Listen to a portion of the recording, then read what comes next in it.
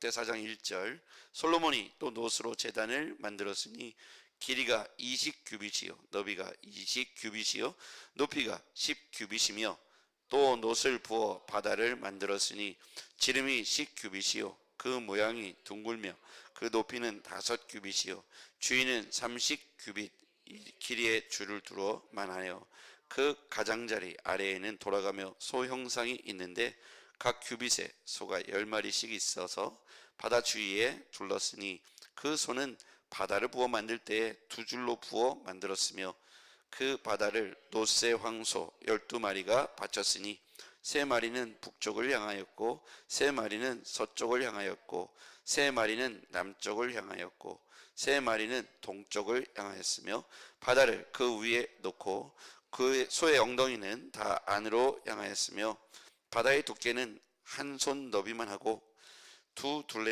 둘레는 잔 둘레와 같이 백합화의 모양으로 만들었으니 그 바다에는 3,000밭을 담겠으며 또 물두멍 10개를 만들어 5개는 오른쪽에 두고 5개는 왼쪽에 두어 씻게 하되 번제에 속한 물건을 거기서 씻게 하였으며 그 바다는 제사장이 씻기 위한 것이었더라.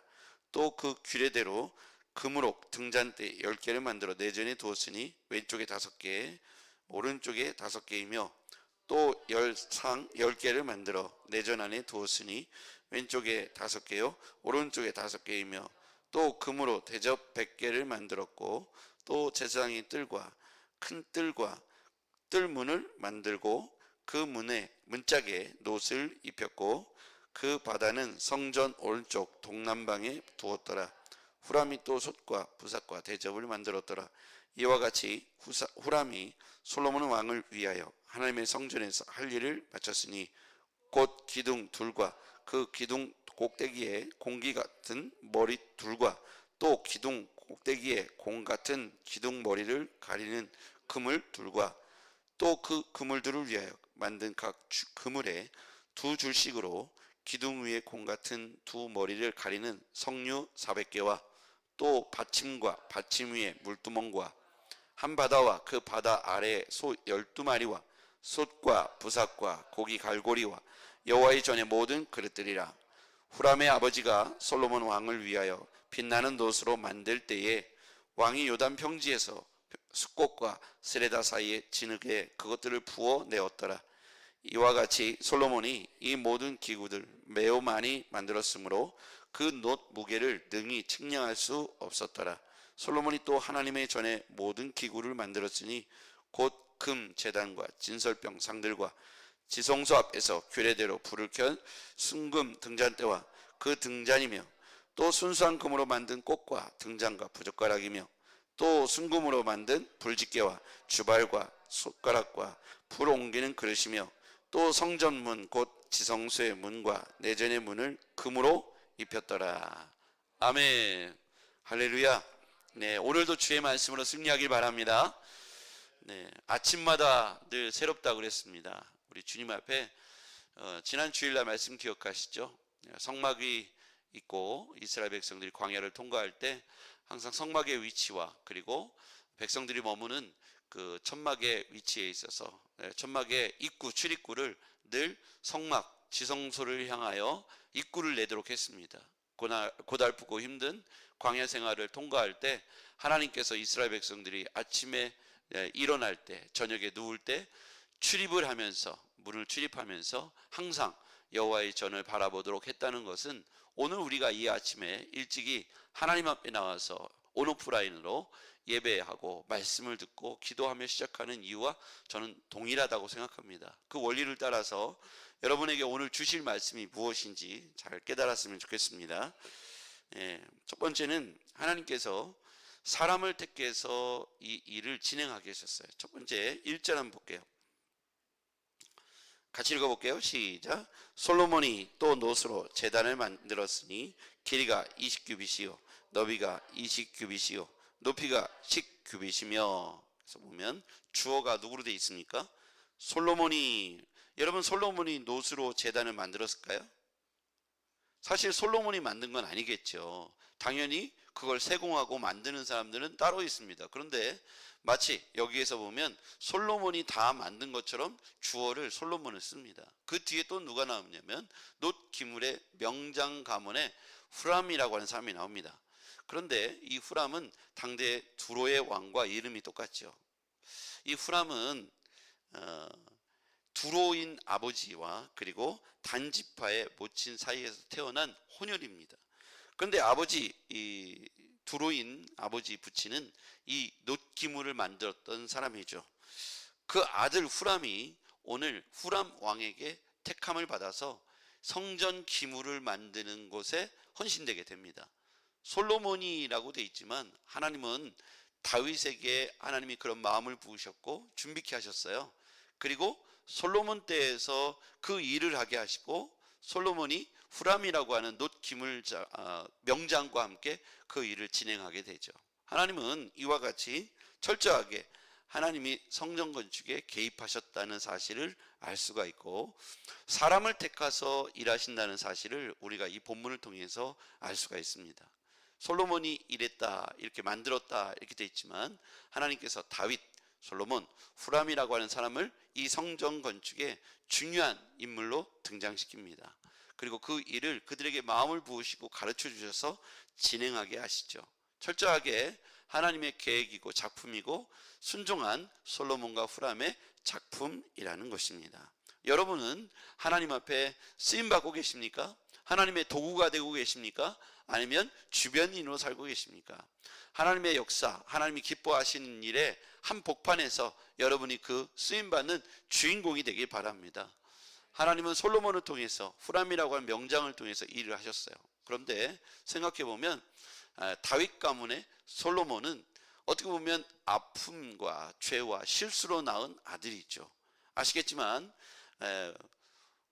이 다윗이 어느 날 전쟁이 벌어졌는데 늦게까지 잠을 자다 일어나서 한 여인을 목욕하는 걸 보게 되죠. 그게 솔로몬의 엄마 바세바지 않습니까? 그 사이에서 부적절하게 태어난 아이가 바로 솔로몬이죠.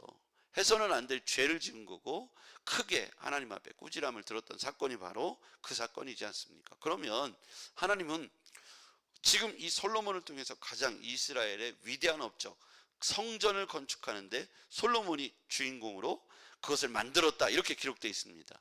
그러면 하나님 편에서 볼 때는 솔로몬은 부적절한 관계에서 낳은 아들이니까 이 중요한 역사적 사건 앞에서 빼고 싶을 수도 있지 않습니까? 그런데 하나님께서 그 다윗의 수치, 다윗의 일생에 있어서 가장 지워버리고 싶은 순간이 있다면 아마 그 순간일 거예요. 그렇죠? 흑역사, 우리가 말하는 우리 인생에도 그런 거 있지 않습니까?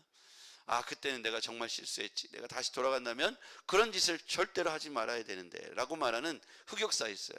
베드로에게도 있죠. 예수님 모른다고 3번 부인한 거.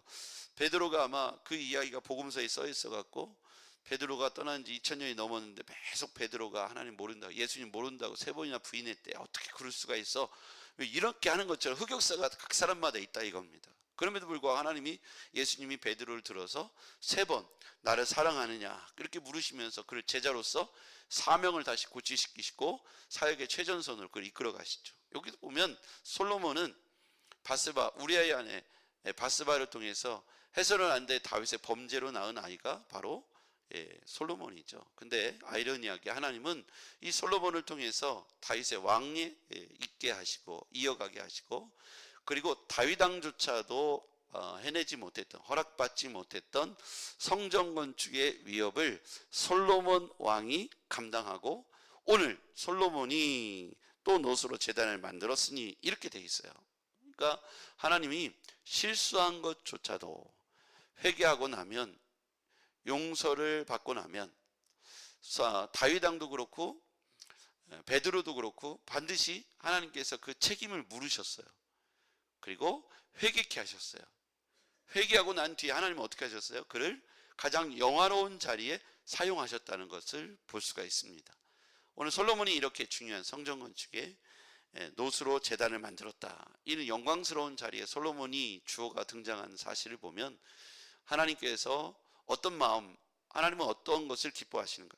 우리가 실수한 것을 문제 삼기보다는 실수한 걸 깨닫고 하나님 앞에 엎드린 걸 원하시며 하나님 앞에 철저하게 우리의 죄를 회개하고 다시 하나님 앞에 섰을 때 하나님은 그런 우리를 이렇게 외면하지 않으시고 역사의 중심으로 갖고 오셔서 실수하고 또 연약한 우리의 인생을 가장 빛나고 영화로운 자리에 우리를 사용하신다.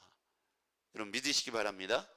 예, 아까 하나님 앞에서 나는 실수했어라고 죄를 깨달은 순간 그 유다는 도망가서 혼자 스스로 목매이지 않습니까? 그런 사람이 있는 반면에 역사의 한복판에서 다윗이 회개했을 때 솔로몬은 이 성전을 건축하는 그리고 왕을 뒤를 이어 가장 전성기에 지혜를 얻고 또 최전성기를 맞이하는 왕으로 솔로몬이 그렇게 세워지게 되죠. 베드로도 회개하고 나니까 그가 하나님 앞에서 다시 쓰임받게 되고 가장 역사적으로 위대한 하나님의 사도 예수님의 수제자로서 역사의 길이 남을 베드로 사도가 되어 그 후에 설교했을 때 3,000명이 회개하고 돌아온 기적을 낳기도 했습니다.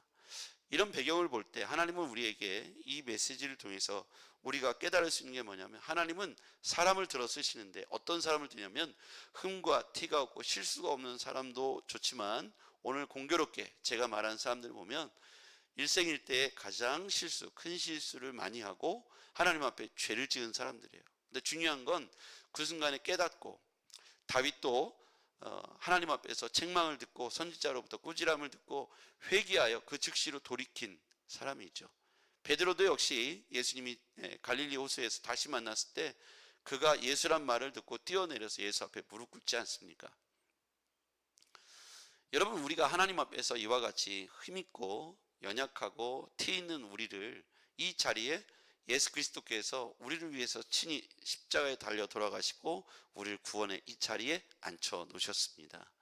부르심 받고 흠과 티가 있고 죄성을 갖고 있는 여전히 죄를 짓고 여전히 죄성이 있는 우리가 구원받을 자격이 없는 우리가 예수로 말미암아 성령을 통해서 우리로 구원해 주셨으니 우리의 남은 삶을 베드로처럼 또는 솔로몬처럼 하나님 앞에 하나님의 일을 감당하기 위하여 쓰임받는 복된 인생이 되기를 바랍니다.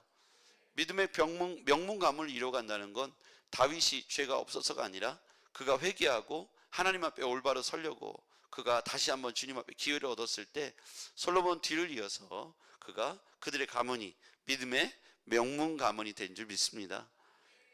그래서 우리는 우리 자신이 지금 현재 어떤 위치에 있는가, 우리 실수가 있고요, 여전히 연약하죠. 그러나 유다와 같은 선택을 해서는 안 되겠습니다. 죄가 있고 연약하지만 하나님 앞에 돌아와서 우리의 죄와 흠결들을 고백하고 우리의 주의 말씀이 우리를 찌르는 것이 있다면 그 찌름 앞에 우리 자신을 내려놓고 회개하면서 다시 하나님이 주실 은혜의 때를 기대하고 주께서 나를 써주실 걸 믿고 하나님 앞에 다시 주의 종으로 여러분이 각자의 맡은 사명으로 쓰임받았으면 좋겠습니다.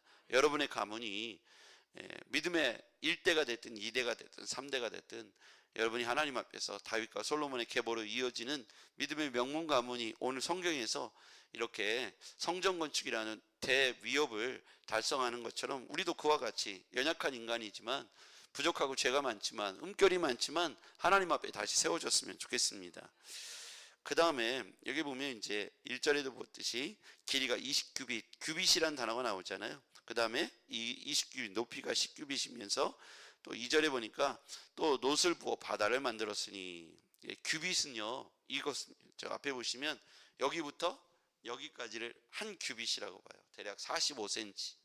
한 규빗은 이 팔꿈치부터 여기까지를 한 규빗이라고 봐요. 그걸 계산하면 대략 계산이 되고요.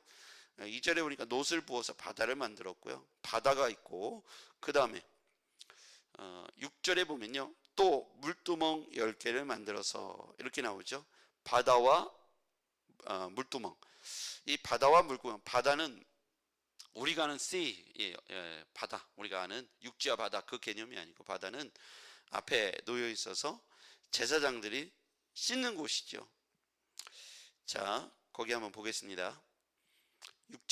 6절 읽어볼게요. 시작. 또 물두멍 10개를 만들어 5개는 오른쪽에 두고 5개는 왼쪽에 두어 씻게 하되 번제물에 속한 물건을 거기서 씻게 하였으며 그 바다는 제사장들이 씻기 위한 것이더라.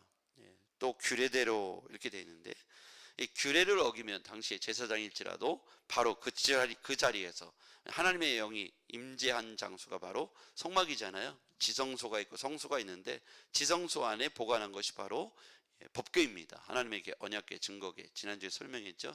하나님의 임재 상징물이 있어서 하나님이 임재했다는 그것을 표현하는 것이 법궤인데요. 법궤는 지성소 안에 있었고 1년에 한 번 대제사장이 그 안에 들어와서 핏부림의 제사를 드렸습니다. 성소가 있고요. 매일매일 제사장들이 허리에 끈을 묶고 그 안에 들어와서 방울을 달고, 그 에봇이라고 하는 옷을 입었는데 에봇이요 꽤 무거워요. 직조를 직접 양털로 했기 때문에 들어보니까 그게 몇십 킬로예요. 어쨌든 되게 무거운 거예요. 그 에봇 원피스 때 에봇 맨 밑에는 방울이 달렸어요. 이스라엘 법 규례는 굉장히 엄격해서 제사장, 대제사장이랄지라도 하나님의 성전 안에서 죄를 지으면 그 안에서 바로 죽었어요. 그래서 허리에 끈을 묶고 들어갔어요. 딸랑딸랑 방울 소리가 안 나면은 그냥 밖에서 끈으로 잡아서 사람을 빼내야 했을 만큼 규례가 엄격했다 이겁니다. 그래서 그 앞에 바다와 물두멍이 있는데요. 물두멍은 번제물을 씻는 데고 바다는 제사장들이 씻고 들어가는 거예요. 이 의미는 뭐냐면 성전 안에 들어갈 때 어떻게 해야 되냐면 성결해야 했다는 거예요. 그 안에 들어갈 때 성결해야 했습니다. 성결은 오늘 우리의 의미로 해석해 보면 우리가 하나님 앞에 죄 없이 깨끗함인데, 우린 날마다 목욕으로 여기서 물두멍 씻는 것처럼 주님 앞에 나와서 아침마다 우리의 흠과 티가 생각나거든 주님 앞에 고백하고 자백하면서 우리의 죄를 던져버려야 되는 거예요. 씻어내야 되는 것이죠. 그걸 회개라고 표현할 수 있겠습니다. 오늘 우리가 물두멍이 이 앞에 있었고 제사장들이 씻기 위한 바다가 그 앞에 성전 입구에 놓여 있었다는 사실은 오늘날 우리도 또한 그리스도인으로서 죄와 가까이 하지 말고 친하지 말고 하나님과 친해지라는 뜻이라고 우리는 해석할 수 있겠습니다. 아침마다 새롭게 된다는 것은 그냥 눈 뜨면 내가 깨끗해졌다는 뜻이 아니고 하나님 앞에서 나를 살피고 내 주변을 살펴 나와 죄가 가까워졌다면 스스로 멀리하고 성결하고 거룩한 삶을 우리 주님 앞에서 바다 앞에 선 것처럼 손을 씻고 제사장들이 몸을 씻었던 것처럼 우리가 똑같이 하나님 앞에서 아침마다 새로워지기 위해서 우리와 살피고 내 자녀들을 살피고 내 주변을 살피면서 하나님과 내가 어떤 관계에 있는지, 내가 하나님 앞에 깨끗한지 혹은 오염되어 있는지를 잘 살펴보면서 하루하루를 승리하기를 주님으로 축복합니다. 오늘도 여러분 주변에 많은 죄가 여러분에게 올 거예요. 그때 여러분이 깨끗한 흰옷이 오염되지 않도록, 그렇잖아요. 뭐 우리 음식 먹을 때 앞치마 두르고 이렇게 먹지 않습니까? 이제 나이가 들어가면 막 흘리기도 하고 뭐 그러더라고요. 뭐 이렇게 몸에 튀기도 하고요. 하얀 옷에 짬뽕물 하나 묻은 것처럼 왠지 우리가 그런 삶을 살면 안 되잖아요. 오늘 말씀으로 앞치마를 두르고 기도함으로 앞치마를 둘러서 오염된 세상의 죄가 내 흰옷에 묻지 않도록 하나님의 거룩한 잔으로 오늘도 승리하기를 주의 이름으로 축복합니다. 기도하겠습니다. 전능하신 아버지 하나님, 우리가 거룩함과 성결함의 옷을 입게 하옵소서. 믿음의 명문 가문을 이루게 하옵소서. 예수님의 이름으로 기도했습니다. 아멘.